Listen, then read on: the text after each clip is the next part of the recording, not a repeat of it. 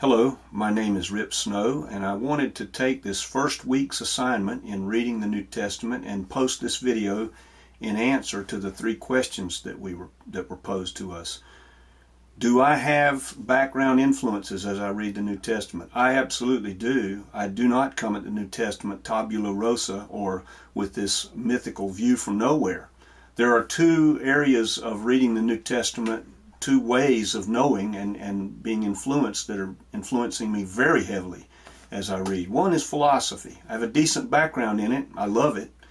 And what philosophy does for me is it forces me to look at the wording of the text very carefully to see what sorts of meaning the author has with regard to the structure of the wording.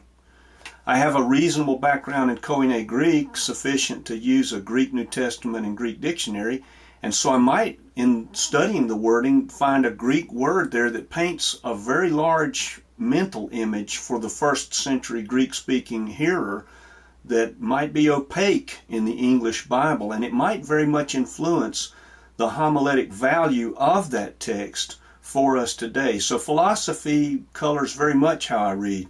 The other aspect that colors heavily how I read the New Testament is the apologetic aspect. Since 50% of the New Testament is an apologetic document, that's not a divergent way to read necessarily, but it is certainly the way in which I would say I am heavily bent. For me, I read the New Testament in that sense of the answer back, the apologia.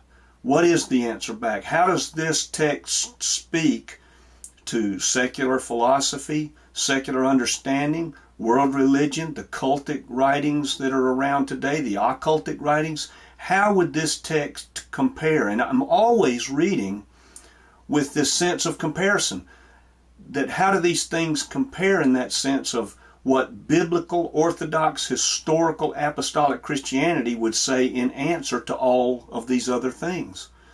So it heavily influences how I read the New Testament. In terms of things that I might appreciate most or focus upon, as I prepare sermons, I definitely would see two themes that seem to reappear. One is the mercy of God.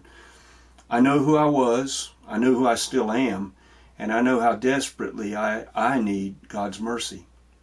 The second thing that I focus upon is what I would call the consistently repentant heart. Do I have it? Paul says, examine yourselves to see whether you are in the faith.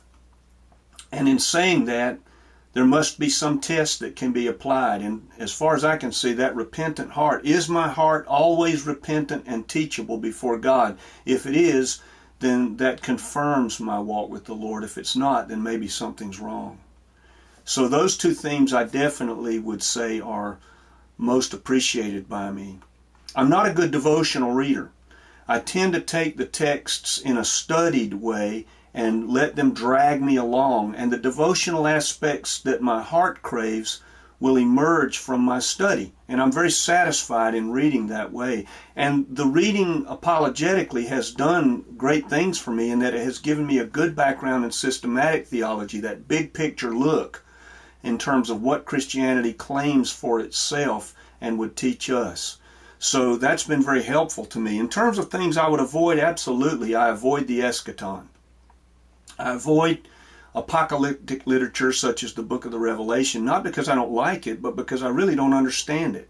I can go to a seminary library and I can find a stack of books 2 or 3 feet tall anywhere in the country, and they will all be writing about John's apocalypse. They will all be dealing with the imagery therein, and they will all disagree on what that imagery means. That tells me that I'm on pretty safe ground in saying I don't understand it either.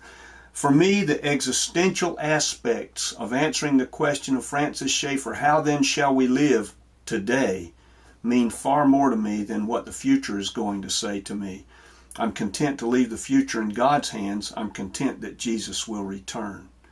I hope that this answers these three questions, and I'm looking forward to the remainder of this class with you all. Thank you so much for your attention.